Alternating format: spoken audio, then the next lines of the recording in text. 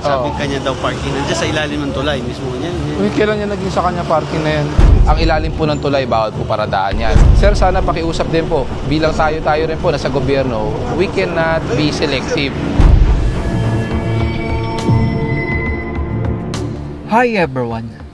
May mga ilalim ng tulay na nasa tapat ng kanilang bahay ay ginagawa na nila itong garahe at parkingan. Sa video na ito ay panoorin natin ang masikip na kalsada pero naging garahe pa nila. Panoorin natin ang video na ito.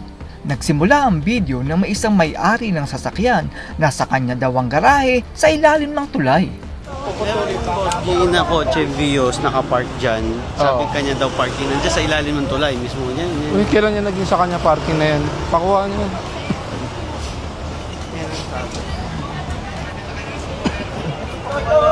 Palinisan natin to, ilalim ng tulay. Pakuha mo sa TPM mo para malinis. Morning. Pasagin niyo to! No parking na.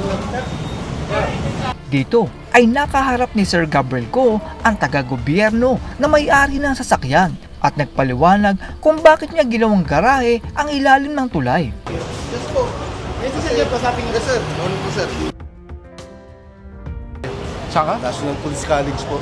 Ngayon po, active. Saka sa Active DLG. pa rin. Sa PPSC po. Opo. Sir, Sir, ito kasi, sir. sige po. Background lang, no? Kayo po muna. Ito pong bahay namin. Ito po yung dating garahe. Tinamaan po nung construction na itong C5. Opo. Ngayon, nagkaroon po ng easement road dito. Pero po, ito po, pinabayaan po nila yan. Puro lupa po yan. Ang ginawa ko po, inaayos ko po yan. Pati itong kalsada po, ano po yan. Ako rin po gumawa nito. Nabayaran na pala ng gobyerno ang lalaking ito pero ginawa pa rin niyang garahe ang ilalim ng tulay kahit hindi na sa kanya ang lupa. Nabayaran po ako, napakatagal, pero iniis ko lang po.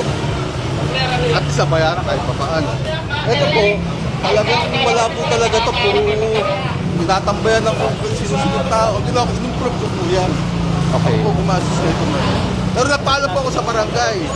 Ang nga lang po, wala akong dokumento, pero meron ako mga pictures. Okay, sir. Ganito po. Naintindihan ko po na kayo po gumastos and I'm assuming na bayaran na po kayo as you said, no? Ito po. Pero ito po, okay. Wala po. Volunteer po. Ang galing naman ang matututunan natin dito dahil ang ilalim ng tulay ay nasa ilalim pala ng batas na bawal parkingan. Opo, ganito po kasi yan. Under Republic Act 4136, ang ilalim po ng tulay, bawal po paradaan yan. Pangalawa po, we understand na naging parte po siya ng road widening and the construction of the bridge. But then again, it does not equate na pwede po natin gawing private garage po natin. Hindi ko po ginagawang private. Hindi ko po naangkin to, sir. Ang akin lang po, pwede naman po kunin ng barangay ito. Pwede yung mga maging barangay post. Nag-iantay lang naman. Hindi po. Kaya po nililinis po namin. Bawal po kasi matambakan ng ilalim ng tulay. You have to understand, kung titingnan po natin based on the guidelines din po ng DPWH, tulad po ng mga ilalim ng tulay, meron po mga certain degrees and levels po yan ng safety measures. Tulad po nito, ilalim ng tulay, dinadaanan po ng trailer ito, maaari po over time, may mga debris, vibration, iniiwasan lang po natin pag ito po ay nagkaroon po ng disgrasya or any malfunction of the bridge, kotse nyo po, baka mapisa. Yun po iniiwasan po natin. Risk nyo po yun. Pero ang sa amin po, syempre, it's part of our mandate and the public service na we have to enforce kung ano po yung mga nakasaad po sa batas natin. So, meron naman po kayong lisensya, titikitan na lang po, tapos alisin na lang po ito. Inayos ko lang po namin. Pero aalisin po namin. Opo, so I think ano na po yun, fair warning na po, ginampanan na po ng LGU yung parte po nila. So kami naman po, pagdating po dito, matitikitan na po talaga. Gusto pa nitong nakaitim na taga-gobyerno na bulungan si Sir Gabriel Go at gamitin ang kanyang pagiging taga-gobyerno pero hindi yan uubra sa matinong tao na si Sir Gabriel Go.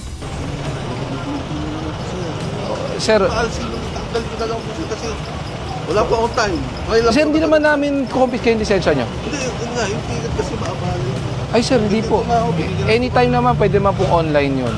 Pwede naman pakiusap lang. Sir, sana pakiusap din po. Bilang tayo rin po nasa gobyerno, we cannot be selective. Alam mo naman, sir, Sir, paano po tayo magpapaliwanag niyan na naging selective? Maghihingi po ako ng appeal. Saan po? Sa DILG? Hindi po, sa inyo. Sa taong bayan? O sa, kung maaari, sa barangay po. Sa Sir, hindi po. Sir, siyempre makikita po ng taong bayan yan. Pasensya na po kayo. Sir, naiintindihan ko nga po yung pakiusap. That's why hindi na po namin ito tow. Towable po kasi yan, sir. Towable po yan. Binigyan na po kayo ng consideration. Abala eh. Sir, kung ganun po, pwede naman po kayo makipag-usap din sa city saka sa barangay. Dahil request po to rin eh, na bawal. Ang matindi nito ay may garahe naman pala itong nakaitim na taga-gobyernong ito. Pero napakatigas ng kanyang ulo kahit may notice na pala a day before. Sir, pero kahapon nagbigay ng notice pero ba't di po inalis? Ano po? Yes sir, pero may garahe po kayo. Sana pinark niyo na lang po sa loob kahapon. Pwede nga, itong oras na to, sir, baka pwede pagbigyan naman ako. Sir, pag hindi kita tinikitan, kilala po kayo dito. Sad to say, kilala po kayo. Kilala po kayo. Opo, kilala nga po kayo. That's why sinasabi nga po, napakalakas naman po dito at hindi po na-ooperate. So we have to be fair, sir ha? We have to be fair. Yun na lang po pakiusap namin. Kunting tulungan lang po tayo. Kung bago yung ticket. Ano po? Online lang. Online lang. Land Bank, GCash. Opo, galing sa amin po yung ticket. Opo, sa amin. Makikita naman natin itong iba pa nating mga kababayan na ginawang tambakan at bodega ang ilalim ng tulay.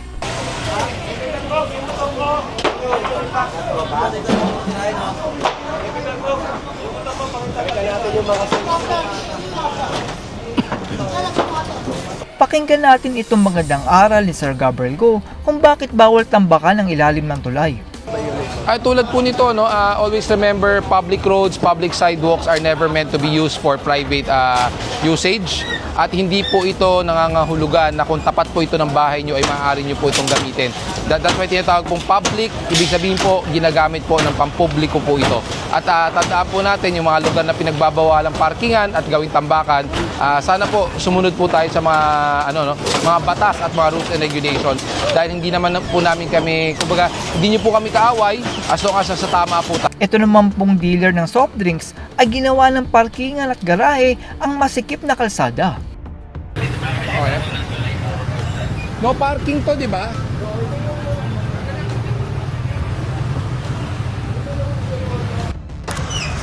Boss, asan po yung mga driver nyo? Ikaw? Pero po ng mga lisensya nyo po. Sino po ang may-ari? Pwede po ang makausap?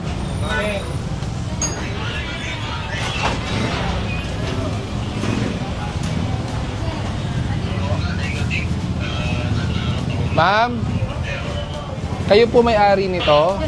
May complaint po kayo galing Malacanang po. Maaari po bang mahiram ang mga lisensya ng mga drivers ng trucks nyo po? At pwede po bang maaaring makita lang po ang business permit?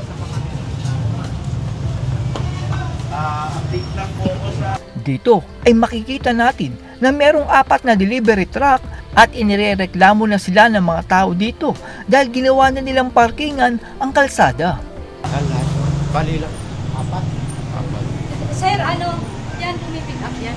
Opo, pero kino-complain po kasi kayo na nakaharang po ang mga pumipick up pati truck nyo. Ano sa business permit? Hindi, sinilip ko lang. Sige. Silipin ko lang po.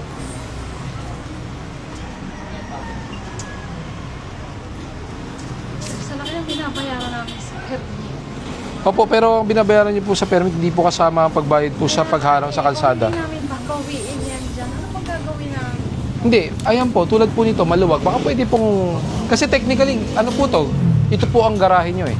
Di ba? O, so pwede pong ipasok yan. Diyan po kayo mag-load, unload. Medyo masikip na po ang kalsada nyo po eh. Natin, bawal po talaga harangan ng kalsada at diyan po kayo mag-load and unload. At medyo matagal po to. It will take you about an hour or more. So, mga 3 Oo. hours. Then po, nagkakos po ng traffic yan. Ngayon, Friday, medyo maluwag. Pero weekdays, medyo matraffic po talaga dito. Tapos yung sidewalk po, tulad po niyan, nahaharangan na po natin. Yan po yun. Ayan problema po ito. Pag sinukat po natin to sa LTO, excess po yan. Lumagpas po kayo sa mismong headroom ng truck eh. Kung tutuusin po. I would suggest, baka pwede nyo i-modify ito para maipasok na lang po. Kasi tulad po niyan, meron na po kayo 8888 presidential complaint. Anytime po, pwede po namin inspeksyonan po ito. Babalikan po namin. Tapos pag persistent po yung complaint, paulit-ulit, i-refer na po namin ito sa higher authority for proper. Yan na nga, pre. Oh, kasabot pre. Yung mga motor sa bangketa, kunin nyo rin pag walang driver, impound nyo. Nolasco, sa tapat mo, yung puti. Ito naman pong e-trike ay ang sikip na nga ng kalsada ay ginawa pa niyang garahe. Patikitan nga to electric, itong e-bike na to, itong puti. Wala eh. Tikitan na lang. Walang driver. Baka maano yung bata. At yan po ang matalinong pagpapaliwanag ni Sir Gabriel Go sa mga kababayan nating ginawa ng garahe at tambakan ng ilalim ng tulay. Sa ating pong mga kababayan ay ang paglilinis ng tulay sa mga tambak ng sasakyan at extension ng bahay ay upang maging ligtas tayo sa posibleng aksidente na hindi natin masasabi. Malapit po ang Pilipinas sa Ring of Fire at hindi natin masasabi kung kailan magkakaroon ng lindol. Ngayon, kung nasa ilalim po ng tulay ang inyong sasakyan at bahay, ay pwede po kayong madaganan at napaglamayan kung sakaling magkaroon ng lindol. Kaya po tayo may batas na nagbabawal sa pagtatayo ng istruktura sa ilalim ng tulay ay upang iligtas ang ating buhay at hindi maging alaala ang inyong buhay. That's all everyone. Salamat sa inyong panonood. This is Chuck and you're watching Biker Drone.